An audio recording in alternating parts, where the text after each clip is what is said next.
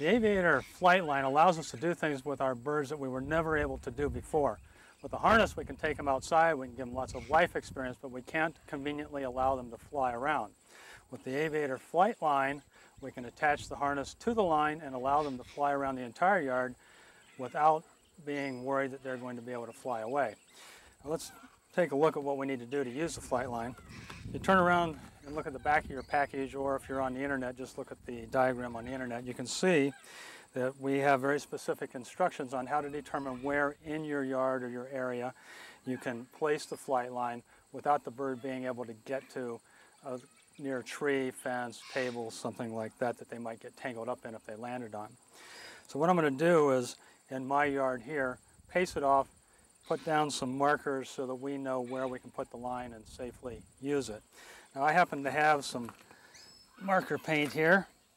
This is made for marking on grass. If you don't have something like this, you can use baseballs, flower pots, whatever you've got, just to, for a one-time only, mark the perimeter of your yard so you know where you can safely put your flight line into the ground. Now I'm going to take this marker with me. I'm going to walk to the end of the yard here. I have a small apple tree down here. I'm going to come down to the tree. When I get to the tree, I'm going to turn around, look towards the center of the yard, and I'm going to want to walk out about 25 feet. Happens to be about 8 paces for me. I'm going to walk out 4, 5, 6, 7, 8, and I'm going to put a line on the ground. I know that if I put the flight line on the other side of this line, my bird cannot fly all the way to that tree. I'm going to go all the way around the yard. I'm going to walk over to these catalpa trees and do the same thing. Now, 1, 2, 3, 4, 5, 6, 7, 8. Now we've already taken care of the other end of the yard, and I know where the perimeter of the area where I can plant my flight line is. Now let's take a look at what we have in the package here. When you open the package, you're going to find that you have 3 things. You have heavyweight lead, lightweight lead, and the 2 end posts for the flight line. We take the flight line out, we take the rubber band off, separate the post. We find that we have 2 end posts with the line wrapped up from the factory on one side. What we want to do is unwind about 5 feet of line, just to get it out of the way here. Don't unwind the entire thing. Leave most of the line on there. For those that have a yard that's not long enough to accommodate the entire line, we will not be unwinding all the line. Let's take the first end post and go down anywhere inside of our lines or our markers. We can put this end post. So I'm going to put it right next to the white line here. Hold the post vertical and push it right into the ground. Now, it has to hold firmly.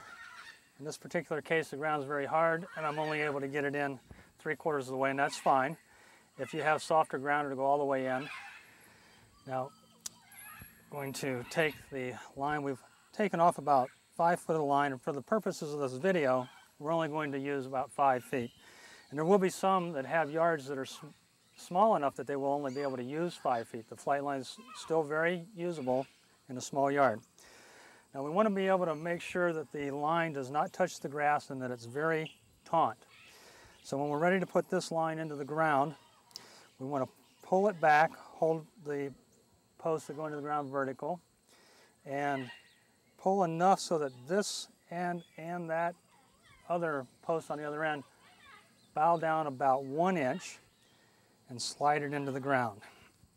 Now that provides enough tension on the line that it's very tight and slick for the flight line to guide along, and also keeps it up off of the grass. Okay, now let's take a look here. We also see that we have 2 end cap washers. One goes down that end and one on this end. That keeps the flight line from getting caught on the end post.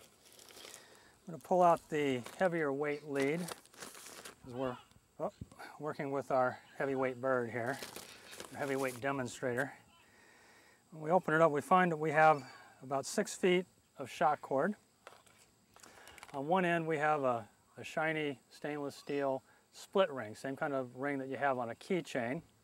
We're going to open this up and we're going to slide it right onto the line in between the two end cap washers. If you make a mistake, just take it off and move it. And once it's on there, we can see that that slides along there very easily. And when the bird's flying, it has to be able to function very well because the bird's carrying the line along with him and you want as little drag as possible. Let's take a look at the other end. We have a small clamp on the other end, a small clasp, which is going to hook onto the wrist strap from the Aviator harness. Now, just snap it right on. And the reason that the clamp is small is that we need to reduce the weight as much as possible on the entire system because your bird is going to be carrying all this line and the harness. Now, for a big bird like this, the total weight of the harness and lead is a little over 20 grams, which is very insignificant considering most of these larger birds, an Amazon or a macaw is going to weigh somewhere between 500 and 1,000 grams. But when we consider the smaller birds like cockatiels and conures that may only weigh 100 grams, we have a lighter weight line and we also have a lighter weight harness. The total harness flight line system for the smaller birds is approximately 14.5 grams, which is very light, be the equivalent of a human wearing a 15 or 20 pound backpack. So a cockatiel or small bird, once he gains a little bit of endurance with a little practice, he will easily be able to carry that line over the yard. Okay, now that we're all hooked up, let's take a look and see how it works. What you find is that the combination between the lead off of the flight line and the leash off of the harness gives you about 12 feet of shock cord. Now the bird can fly all over the yard. If he flies to the end post, he's able to continue going about 25 feet because the shock cord is 100% shock cord. It will double in length. As he gets closer to the end of the yard, the tension on the line will pull him right back in. Won't take very long for him to figure out how far he can go. And as his endurance increases, as he becomes a better flyer, as you give him more practice, he'll be able to navigate the entire area. Now, if he's going along the flight line, anywhere along the flight line, he's able to go 25 feet in either direction for a total of 50 foot wide. So again, as he gets out here, it starts to tighten up, pulls him right back in. Flies down the other end of the yard. Once he gets to the end post, he's still able to go another 25 feet. Now, if you have a large enough yard and you've utilized the entire line, which is 30 feet long on the flight line, you have the 30 feet plus the 25 feet on either end for a total of 80 lineal feet. So 80 feet long, 50 foot wide is the area that your bird can fly in once he gains a little bit of endurance. For smaller birds, it's going to be slightly smaller because they're not as heavy and they're not as strong and they're not going to be able to pull the line to the extreme that the larger birds can. All right, now that we've had our exercise for the day, it's time to put the flight line away. Now, you might be inclined to leave the flight line out, but that's not a good idea. It's very low and it's easy for somebody to accidentally trip over. And it's also a problem if you're mowing the lawn and you forget it's there, and I know from experience that that can happen easily.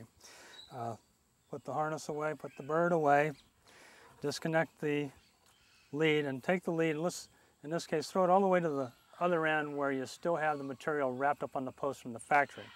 Now, if your yard is big enough that you can use the entire length of the 30 feet, you don't need to know how much to unwind because you're going to unwind all of it each time.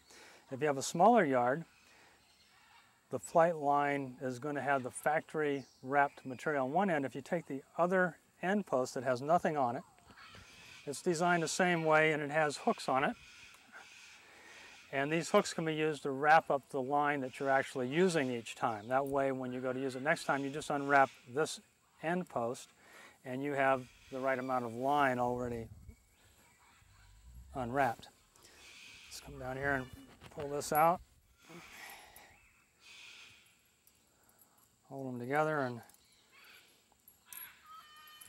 pick up our lead. And